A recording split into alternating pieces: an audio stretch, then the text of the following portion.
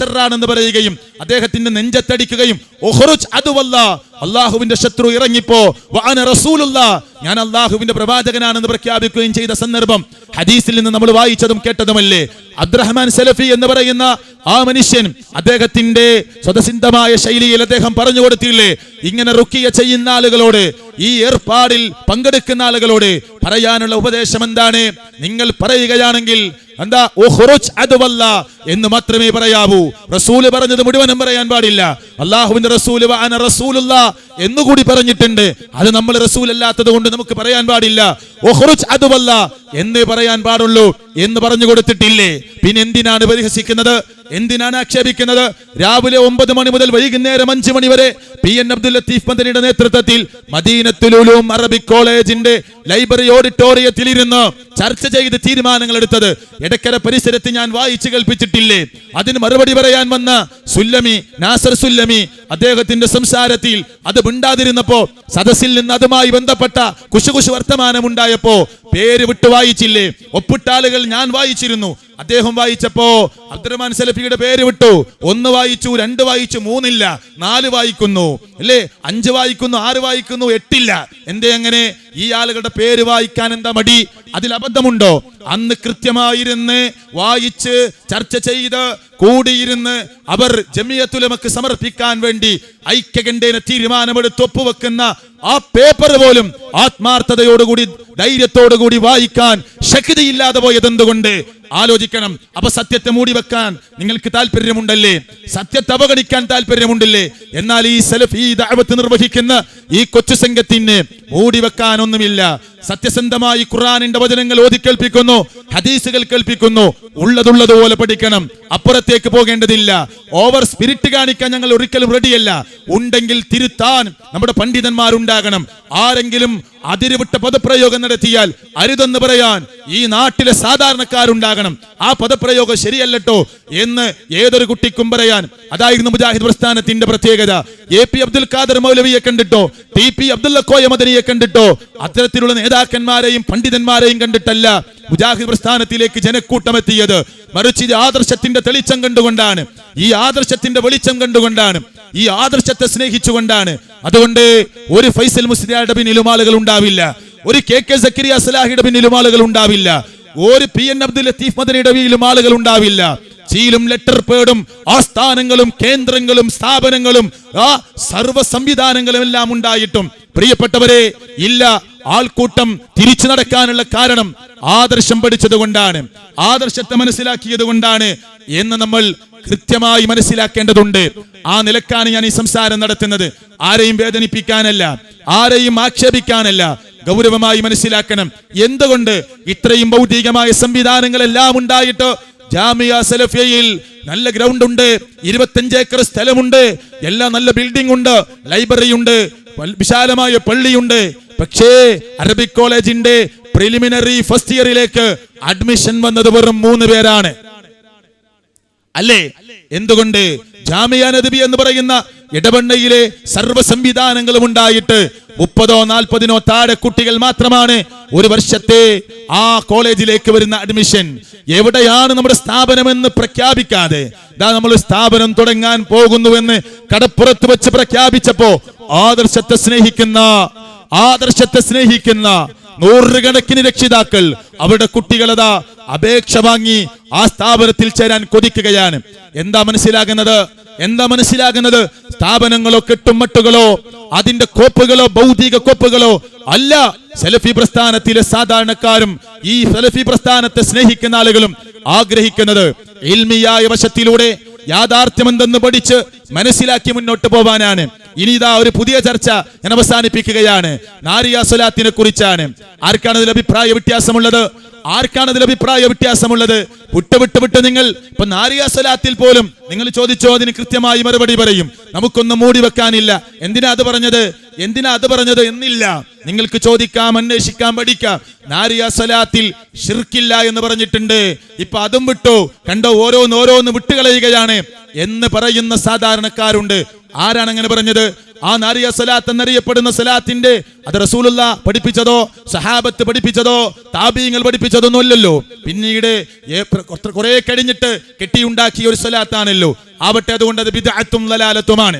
അതുകൊണ്ട് തന്നെ അത് ബിദ്അത്തും ലലാലത്തുമാണ്. ആദ്യത്തെ 2 വരികളിൽ അർത്ഥത്തിന് വലിയ പ്രശ്നങ്ങളൊന്നുമില്ല. പിന്നെ തൻഹല്ലു ബിഹിൽ ഉഖദു വതൻഫരിജു ബിഹിൽ ഖുറബു വതുഖലാ ബിഹിൽ ഹവായിജ് എന്ന് തുടങ്ങുന്ന പരാമർശങ്ങൾ വരുമ്പോ അതിന്റെ ഡീപ്പായ ചർച്ചയിലേക്ക് ഒരു ഭാഗം പോകുന്നുണ്ട്. ഞാൻ ആ ഭാഗത്തേക്ക് പ്രവേശിക്കുന്നില്ല. കേരളത്തിൽ അത് ചൊല്ലിക്കൊണ്ടിരിക്കുന്ന സമസ്തക്കാർ എന്നറിയപ്പെടുന്ന ആളുകളുടെ നേതാക്കന്മാർ ഞങ്ങൾ ഇതേതർത്ഥത്തിലാണ് ചൊല്ലുന്നത് എന്ന് രേഖപ്പെടുത്തി വച്ചിട്ടുണ്ട്. അതുകൊണ്ട് ആശങ്കക്കിടയില്ലാതെ പ്രഖ്യാപിക്കുന്നു, കേരളത്തിലെ സമസ്തക്കാർ ചൊല്ലുന്നത്, നാരിയ സലാത്ത് ചൊല്ലുന്നത് കടുത്ത ശിർക്ക് തന്നെയാണ്.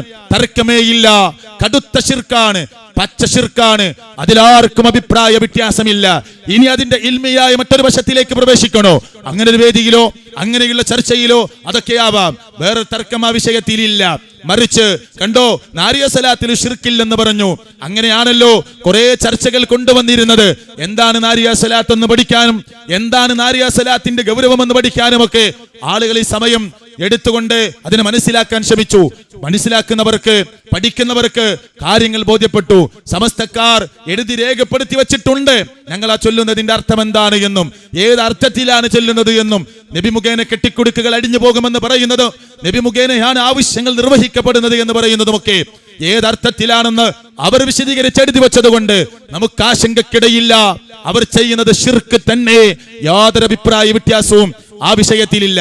പ്രിയപ്പെട്ടവരെ, അങ്ങനെ ഏതൊക്കെ ഒന്നും കിട്ടാതെ വരുമ്പോ ഒരു പുൽക്കൊടിയെങ്കിലും രക്ഷപ്പെടാൻ കിട്ടുമോ എന്ന് ആലോചിച്ച് ഇതാ നമുക്കതിന്റെ പിന്നാലെ കൂടാം എന്ന് വിചാരിക്കുന്നവർ, ഞാൻ അവസാനിപ്പിക്കുമ്പോ ഈ നാട്ടിലെ 10 പതിറ്റാണ്ട് മുമ്പ് പിരിഞ്ഞുപോയി മടവൂർ വിഭാഗത്തിന്റെ ആളുകളായി പ്രവർത്തിക്കുന്ന ജേഷ്ഠാനിയന്മാരോട് പറയാനുള്ളത്, നിങ്ങൾ വിഷയത്തെ പഠിക്കണം. ഒരിക്കലും നിങ്ങൾ ഹദീസ് നിഷേധികളായി മാറാൻ പാടില്ല. അഖിലാനിയത്തിലേക്ക് നടന്നു പോകാൻ പാടില്ല. പോയിട്ടുണ്ട് നിങ്ങൾ, ഇഷ്ടം പോലെ രേഖയുണ്ട്. അത് വിവരിക്കപ്പെടേണ്ട ഒന്നല്ല. പീഡികക്കൊലായിലിരുന്ന്, പള്ളിയിലിരുന്ന്, മദ്രസയിലിരുന്ന്, മീറ്റിംഗിലിരുന്ന് പരിഹസിക്കുമ്പോ കണ്ടോ, നമ്മളെ കളിയാക്കി, നമ്മളെ കുത്തിപ്പറഞ്ഞ് ഇപ്പൊ പോയി ഷിർക്കിൽ വീണുപോയ ടീമായില്ല ഇവർ എന്ന് നിങ്ങൾ വീടുകൾ കയറിയിറങ്ങി പറഞ്ഞു കൊടുക്കുമ്പോ നാളെയുടെ വരാനിരിക്കുന്ന പരലോകമെന്ന് പറയുന്ന പടച്ചവന്റെ വിചാരണ നടക്കുന്ന നീതിപൂർവമായ ഒരു കോടതിയെ നിങ്ങൾ ഭയപ്പെടേണ്ടതുണ്ട് എന്ന് മാത്രമാണ് ഈ വൈകിയ വേളയിൽ എനിക്ക് ഓർമ്മപ്പെടുത്താനുള്ളത്. വിഷയത്തിന്റെ കാതല് നിങ്ങൾ പഠിക്കേണ്ടതുണ്ട്. ചെറിയ മുണ്ടം എഴുതി വെച്ചത് നിങ്ങൾ പഠിക്കേണ്ടതുണ്ട്. ചെറിയ മുണ്ടം പ്രാർത്ഥന എന്ന് പറയുന്ന പുസ്തകത്തിന്റെ 78ാമത്തെ പേജിലൊക്കെ കുറിച്ചു വെച്ച ഭാഗത്തിലേക്ക് ഞാൻ പ്രവേശിക്കുന്നില്ല. ചോദ്യങ്ങളൊക്കെ ഉണ്ടെങ്കിൽ ഇൻഷാ അല്ലാഹ് ആ ഭാഗമൊക്കെ എടുത്തുദ്ധരിക്കേണ്ടി വരുമല്ലോ. പ്രിയപ്പെട്ടവരെ, അവിടെ കൃത്യമായി നമ്മൾ ഇന്നെന്ത് വാദമാണോ പറയുന്നത് ആ വാദത്തിൽ നിന്ന് ഒരു സ്വൽപ്പം പോലും മാറാതെ എഴുതി വെച്ചതും പറഞ്ഞതും മുമ്പേ ഉണ്ട്. അതൊക്കെ മൂടി വെച്ച് ഈ കൊച്ചു സംഘത്തിന്റെ പിന്നാലെ കൂടി ഒരു വെള്ളമൊന്ന് കലക്കിയിട്ട് ഇതാ അപ്പുറത്തുള്ള ടീമുമായി ചേർന്ന് ഒന്ന് പ്രവർത്തിക്കാമെന്ന് ആഗ്രഹിക്കുന്ന ഒരു സംഘമായി നിങ്ങൾ മാറാൻ പാടില്ല. ഇനി ഇവിടുത്തെ കേരളമിന്റെ ആളുകളോട് കൂടി ഒരു വാക്ക് ഞാൻ പറയട്ടെ. തൊട്ടടുത്താണ് നമ്മുടെ MI മുഹമ്മദ് അലി സുല്ലമയുടെ നാട്. എന്റെ നാട്ടിലൂടെ കടന്നു പോകുന്ന റോഡിലൂടെയാണ് സഞ്ചരിക്കേണ്ടത്. ട്രെയിനിൽ യാത്ര ചെയ്തപ്പോൾ ഉണ്ടായ ഒരു സംഭവം നിങ്ങൾക്കറിയാം. ഇപ്പോ എടക്കര പള്ളിയിൽ 5 അംഗ കമ്മിറ്റി KNM, 5 അംഗ കമ്മിറ്റി മടവൂർ വിഭാഗം. വിധി വരുന്നത് വരെ എന്നാണ് പോലീസ് ഉദ്യോഗസ്ഥന്മാർ സർക്കിളിന്റെ മുമ്പിൽ ഇരുന്ന് എഴുതി തയ്യാറാക്കിയത്. ശരി, വിധി വന്നു. ഞാൻ എടക്കരയുടെ കാര്യം പറയുന്നത് സംഘാടകർ ഈ ലോക്കൽ പ്രശ്നങ്ങൾ പറയണം എന്നാവശ്യപ്പെട്ടത് കൊണ്ട് മാത്രമാണ്. പ്രിയപ്പെട്ടവരെ, പിളർന്ന് കഴിഞ്ഞ വർഷം വരെ നമ്മൾ എല്ലാവരും മീറ്റിംഗ് ചേരുകയാണ് ആ പള്ളിയിൽ. ഞാനും നിങ്ങളുമൊക്കെ മീറ്റിംഗ് ചേർന്ന പള്ളി. പിന്നീട് നമ്മൾ മീറ്റിംഗിന് ചെല്ലുമ്പോൾ പറയുന്നു, നിങ്ങൾ മീറ്റിംഗ് കൂടാൻ പാടില്ല. മടവൂർ വിഭാഗത്തിന്റെ ആളുകൾ പറഞ്ഞു. നമ്മൾ ചോദിച്ചു, എന്തുകൊണ്ട്? നിങ്ങൾ പറഞ്ഞാൽ ശരിയാവില്ലല്ലോ. അപ്പൊ KNM എന്ന് പറയുന്ന ആളുകൾ പറയുന്നു, നിങ്ങളെ തോൽപ്പിക്കാൻ, അവർ പറഞ്ഞ പ്രയോഗം ചിന്നൂരികളെ തോൽപ്പിക്കാൻ ഞങ്ങളും മടവൂരികളും ഒന്നാണ്, ഞങ്ങളും മടവൂർ വിഭാഗവും ഒന്നാണ് എന്നാണ് അവർ പറഞ്ഞത്. മീറ്റിംഗ് കൂടാൻ സമ്മതിച്ചില്ല. ശരിയാവട്ടെ, അങ്ങനെ പോലീസ് ഉദ്യോഗസ്ഥന്മാരുടെ മുമ്പിൽ വിധി വരുന്നത് വരെ എന്ന് എഴുതി വെച്ച രേഖ ആവട്ടെ. അപ്പൊ അവര് പറയാണ്, ഇപ്പൊ ഞങ്ങള് 10 എന്നാൽ നിങ്ങള് 5 ആള്, ആ 5 ആളും ഞങ്ങളൊപ്പായി. ഇപ്പോ അപ്പൊ ഞങ്ങളും ഇവരും ഒന്നാണ്. ആരോടാ യോജിക്കുന്നത് നിങ്ങൾക്ക്? MI മുഹമ്മദ് അലി സുല്ലമി ട്രെയിനിൽ നിച്ച് ഓഫ് ട്രൂത്തിന്റെ പ്രവർത്തകൻ ക്രിസ്ത്യാനികളുമായി സംസാരിക്കുമ്പോ ആ സംസാരം കേട്ട് ക്രിസ്ത്യാനിയുടെ മനസ്സിൽ പ്രിയപ്പെട്ടവരെ മാറ്റമുണ്ടാവുകയാണ്. ആ ക്രിസ്ത്യാനിക്ക് ഖുർആൻ അറിയണമെന്നുണ്ടാവുകയാണ്. ഖുർആനിലെ ചന്ദ്രനെ കുറിച്ച് പറഞ്ഞത്, സൂര്യനെ കുറിച്ച് പറഞ്ഞത്, ഗർഭപാത്രത്തെ കുറിച്ച് പറഞ്ഞത്, അങ്ങനെ ഖുർആൻ പറഞ്ഞ അത്ഭുതങ്ങള്, ഖുർആൻ പറഞ്ഞ അള്ളാഹുവിന്റെ വഹ്ദാനിയത്ത് എല്ലാം ബോധ്യപ്പെടുത്തി കൊടുത്തപ്പോ ഖുർആനിന്റെ പരിഭാഷ ഒന്ന് വായിക്കണമെന്ന് ക്രിസ്ത്യാനികൾക്ക് ഒരു ആഗ്രഹം ഉണ്ടായി. ഇത് കണ്ടിരുന്ന അപ്പുറത്തിരുന്ന ഒരാൾ എഴുന്നേറ്റ് വന്നിട്ട് പറഞ്ഞു, നിങ്ങളുടെ സംസാരം ഞാൻ കേൾക്കുകയാണ്. ഇവിടെ ട്രൂത്തിന്റെ പ്രവർത്തകൻ ചോദിച്ചു, നിങ്ങൾ ആരാണ്? ഞാൻ മുഹമ്മദ് എന്നാണ് എന്റെ പേര്, മലപ്പുറത്താണ് ഞാൻ എന്റെ ജോലി, അവിടെ ശാസ്ത്ര പരിഷത്തിന്റെ ആളാണ് ഞാൻ എന്നൊക്കെയാണ് അദ്ദേഹം മറുപടി പറഞ്ഞത്. ശരി, എന്നിട്ട് നിങ്ങൾക്ക് എന്താ പറയാനുള്ളത്? അയാൾ ചോദിച്ച ചോദ്യം, നിങ്ങളുടെ മുഹമ്മദ് നബി എത്ര കല്യാണം കഴിച്ചിട്ടുണ്ട്? അപ്പൊ ക്രിസ്ത്യാനികൾക്ക് ആവേശമായി, എത്ര കല്യാണം കഴിച്ചിട്ടുണ്ട്? റിച്ച് ഓഫ് ട്രൂത്തിന്റെ പ്രവർത്തകനോട് ചോദിച്ചു. അയാൾ വിഷയത്തെ മാറ്റി രണ്ടാമതായി ചോദിച്ച ചോദ്യം, നിങ്ങളുടെ ഖുർആനിൽ തെറ്റില്ലേ, നിങ്ങളുടെ ഖുർആനിൽ തെറ്റില്ലേ എന്ന് ചോദിച്ചത് ശാസ്ത്ര പരിഷത്തിന്റെ ആളായി അഭിനയിച്ചു വന്ന മുഹമ്മദ് എന്ന് പറയുന്ന മനുഷ്യനാണ്. ഈ റിച്ച് ഓഫ് ട്രൂത്തിന്റെ പ്രവർത്തകൻ മനസ്സുകൊണ്ട് വേദനിച്ചു.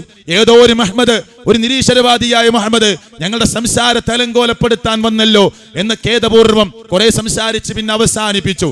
ട്രെയിൻ ഇറങ്ങി പ്ലാറ്റ്ഫോമിലേക്ക് ഇറങ്ങുമ്പോ ഇതാ നമ്മുടെ പ്രിയപ്പെട്ട മുജാഹിദ് പ്രസ്ഥാനത്തിന്റെ ആളുകളെ കാണുമ്പോ റിച്ച് ഓഫ് ട്രൂത്തിന്റെ പ്രവർത്തകൻ പറയാണ്, ഞാൻ ട്രെയിനിൽ വെച്ച് ദഅവത്ത് നടത്തി, ക്രിസ്ത്യാനികൾക്ക് മനംമാറ്റമുണ്ടായി, അവർ ഖുർആൻ വായിക്കണമെന്ന് എന്നോട് ആവശ്യപ്പെട്ടു. അങ്ങനെ സംസാരം ഒരുങ്ങുമ്പോ ശാസ്ത്ര പരിഷത്തിന്റെ ഒരു മുഹമ്മദ് എന്ന ചങ്ങാതി കയറി വന്ന് ആകെ കൊളമാക്കി കളഞ്ഞു അത് എന്ന് അദ്ദേഹത്തിന്റെ നാടൻ ഭാഷയിൽ പറഞ്ഞപ്പോ, ഏതാണ് ആ ശാസ്ത്ര പരിഷത്തിന്റെ മുഹമ്മദ് എന്ന് ചോദിച്ചപ്പോ പ്ലാറ്റ്ഫോമിലൂടെ നടന്നു വരുന്നു MI മുഹമ്മദ് അലി സുല്ലമി, വല്ലാഹി ഇയാളാണ് ആ ശാസ്ത്ര പരിഷത്തിന്റെ മുഹമ്മദ് എന്ന് റിച്ച് ഓഫ് ട്രൂത്തിന്റെ പ്രവർത്തകൻ വിരൽ ചൂണ്ടി നമ്മുടെ പ്രവർത്തകന്മാർക്ക് കാണിച്ചു കൊടുത്തു. ഖുർആനിൽ തെറ്റുണ്ടോ എന്ന് ചോദിക്കുന്ന മടപൂരികളുമായിട്ടാണോ കോക്കസിന്റെ നേതാക്കന്മാർ യോജിക്കാൻ ഇറങ്ങിത്തിരിക്കുന്നത്? ഞങ്ങൾക്ക് ചോദിക്കാനുള്ളതാണ്, ഖുർആനിൽ അബദ്ധമുണ്ടോ എന്ന് ചോദിക്കുന്ന ഈ മടവൂരിന്റെ നേതാക്കന്മാരുമായിട്ടാണോ നിങ്ങൾ രഞ്ജിപ്പിന് ശ്രമിക്കുന്നത് എന്ന് ചോദിക്കാൻ ആഗ്രഹിക്കുകയാണ്.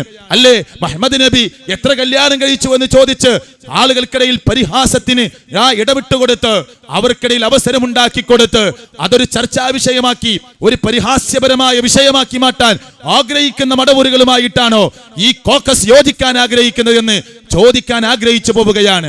എന്റെ സമയം ഇനി ഞാൻ ഉപയോഗപ്പെടുത്തുന്നില്ല. പ്രിയപ്പെട്ടവരെ, ഓർക്കണം, നമുക്കൊരു ലക്ഷ്യമുണ്ട്.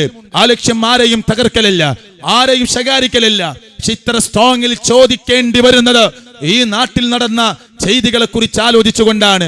നമ്മളൊക്കെ ഏറെ പ്രയാസപ്പെട്ട് പള്ളി നിലനിർത്താൻ വേണ്ടി, ക്ലാസുകൾ നടക്കാൻ വേണ്ടി അപ്പുറത്ത് നിന്ന് ഈ മടവൂർ വിഭാഗത്തിന്റെ ആട്ടലും തുപ്പലും ഏറ്റുവാങ്ങിയവരാണ്, അല്ലേ? എന്നിട്ട് അവരുടെ ഭാഗത്ത് അവർക്കൊരു നയമാറ്റവും ഉണ്ടായിട്ടില്ല. അവർ അഖിലാനിയത്തിൽ തന്നെയാണ്, അവർ ഹദീസ് നിഷേധികൾ തന്നെയാണ്. എന്നിട്ടും യാതൊരു മാറ്റത്തിനും വിധേയമാകാതെ ഇതാ അവരുമായി യോജിക്കാനുള്ള ഒരു ശ്രമം ആവട്ടെ, അതതിന്റെ വഴിക്ക് നടക്കട്ടെ എന്ന് മാത്രം ഈ സമയത്ത് ഞാൻ ഓർമ്മപ്പെടുത്തുകയാണ്. ശരി, അപ്പൊ വിഷയത്തിന്റെ കാതൽ സംഘാടകർ ലോക്കൽ കാര്യങ്ങൾ കുറച്ച് പറയണം എന്ന് ആവശ്യപ്പെട്ടതിന്റെ അടിസ്ഥാനത്തിൽ മാത്രമാണ് ഞാൻ സഹോദരങ്ങളെ ഈ ഭാഗത്തേക്ക് പ്രവേശിച്ചിട്ടുള്ളത്. തൗഹീദ് എന്താണെന്ന് മനസ്സിലാക്കുക, ഏതാണ് പ്രാർത്ഥന എന്ന് മനസ്സിലാക്കുക, എപ്പോഴാണ് ഒരു കാര്യം പ്രാർത്ഥനയാകുന്നത് എന്നറിയുക. ആ പ്രാർത്ഥനയാകുന്ന കാര്യം ആരെങ്കിലും ചെയ്തിട്ടുണ്ടോ, ചെയ്യാൻ ആവശ്യപ്പെടുന്നുണ്ടോ എന്ന് കൃത്യമായി പരിശോധിക്കുക. എന്താ ജിന്നെന്ന് പഠിക്കുക, എന്താണ് റുഖിയ ശറഈ എന്ന് പഠിക്കുക, ഏതാണ് ഇസ്ലാം അനുവദിച്ച മന്ത്രമെന്ന് വായിക്കുക, എന്താ കണ്ണേറിനെ കുറിച്ച് ഇസ്ലാം പരാമർശിച്ചിട്ടുള്ളതെന്ന് മനസ്സിലാക്കുക. അവിടെയൊക്കെ നമ്മൾ ഈ പരാമർശിക്കപ്പെടുന്ന ഈ തൗഹീദിന്റെ കാതലായ വശത്തിനെ പോറലേൽപ്പിച്ചുകൊണ്ട് തർക്കത്തിലിരിക്കുന്ന ഇസ്തിഗാസയിലേക്ക് നമ്മൾ അടുത്തു പോകുന്നുണ്ടോ, നടന്നു പോകുന്നുണ്ടോ പരിശോധനയ്ക്ക് വിധേയമാക്കുക. വിഷയത്തിന്റെ കാതലറിയുക. ഇൻഷാ അല്ലാഹ് സമയോചിതമായി ഫൈസൽ മുസ്ലിയാർ വിഷയത്തിന്റെ പരാമർശിക്കപ്പെടേണ്ട ഭാഗങ്ങൾ പറയണമെന്നുണ്ടെങ്കിൽ അത് പറയുകയും, എന്നിട്ട് സദസ്സിൽ നിന്ന് ആവശ്യമായി തോന്നുന്ന അല്ലെങ്കിൽ അത്യാവശ്യമായി തോന്നുന്ന ചോദ്യങ്ങൾക്ക് ഇൻഷാ അല്ലാഹ് മറുപടി പറയുകയും ചെയ്യും. ഞാൻ ഇതിന്റെ വിഷയാവതരണമല്ല നിർവഹിച്ചിട്ടുള്ളത്, ഈ വിഷയത്തിലേക്ക് പ്രവേശിച്ചുകൊണ്ടുള്ള സംസാരവുമല്ല നടത്തിയിട്ടുള്ളത്. സംഘാടകർ ആവശ്യപ്പെട്ടതുപോലെ പ്രിയപ്പെട്ടവരെ ഇതിന്റെ ഒരു ഓരത്തുകൂടിയുള്ള സഞ്ചാരം മാത്രമാണ് നടത്തിയിട്ടുള്ളത്. നമുക്കെല്ലാവർക്കും മരിക്കണം.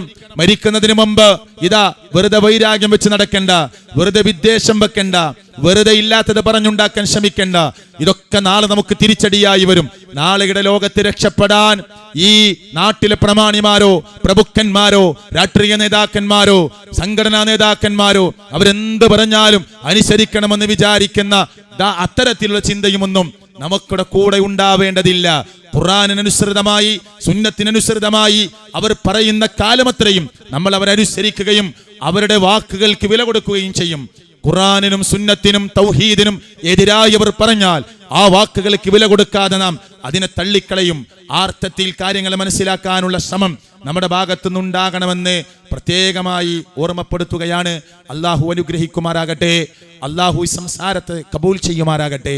വിഷയബന്ധിതമായി ഇൻഷാ അല്ലാഹ് ഫൈസൽ മുസ്ലിയാർ സംസാരിക്കണം എന്നുണ്ടെങ്കിൽ അതല്ല, ചോദ്യങ്ങൾക്ക് മറുപടിയായിക്കൊണ്ട് സുദീർഘമായ സംസാരമാണ്.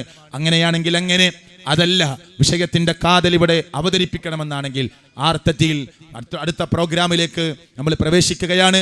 അള്ളാഹു കബൂൽ ചെയ്യുമാറാകട്ടെ. മറ്റു ഭൗതികമായ, വീണ്ടും ഞാൻ ആവർത്തിച്ച് പറയാണ്, അവിടുന്ന് വയസ്സെട്ടുന്നുണ്ട്, ഇവിടുന്ന് വയസ്സെട്ടുന്നുണ്ട്, വെറുതെ എന്തെങ്കിലുമൊക്കെ വിളിച്ചു പറഞ്ഞ് ആളുകൾക്കിടയിൽ വിശ്വാസം ഉണ്ടാക്കാതെ, ഈ പരിപാടിയൊക്കെ ഒരു ദൂർത്താണെന്ന് പറയാതെ, കാര്യങ്ങളൊക്കെ ഒന്ന് സമാധാനപൂർവ്വം ഇരുന്ന് കേട്ടിട്ട് ഹക്കുണ്ടോ എന്നൊന്ന് കേൾക്കുക. നഷ്ടമൊന്നുമില്ല. ഒന്ന് കേട്ടിട്ട് ഹക്കുണ്ടെങ്കിൽ സ്വീകരിക്കുക, ഇല്ലെങ്കിൽ തട്ടിക്കോ, തള്ളിക്കളഞ്ഞോ. ഇതൊരു എത്തിക്കൽ മാത്രമാണ്, എത്തിക്കൽ മാത്രമാണ്. അത് നിങ്ങൾ നിർവഹിക്കണം, നിങ്ങൾ കേൾക്കണം എന്ന് വീണ്ടും വീണ്ടും ആവശ്യപ്പെട്ട് ഞാൻ എൻ്റെ വാക്കുകൾ അവസാനിപ്പിക്കുന്നു. അസ്സലാമു അലൈക്കും വറഹ്മത്തുള്ളാഹി.